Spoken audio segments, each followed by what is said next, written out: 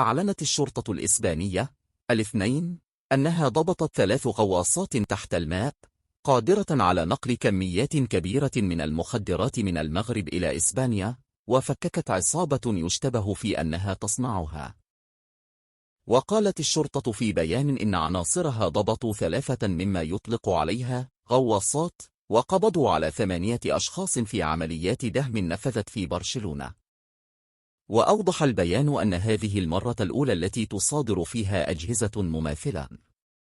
وتعتقد الشرطة أن العصابة صنعت هذه الغواصات المسيرة لتكون قادرة على تحمل حمولات كبيرة لاستخدامها من منظمات إجرامية أخرى.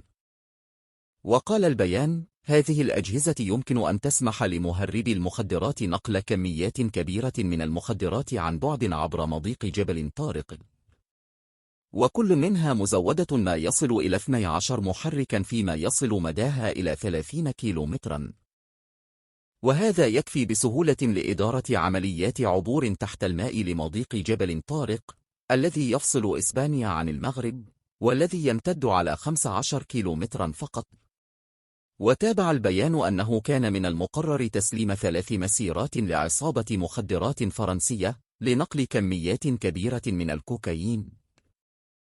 وحسب موقع فرانس بريس، يعد المغرب أكبر منتج للحشيشة في العالم، وهي تزرع بشكل غير قانوني ويتولى المهربون نقلها إلى أوروبا بشكل أساسي.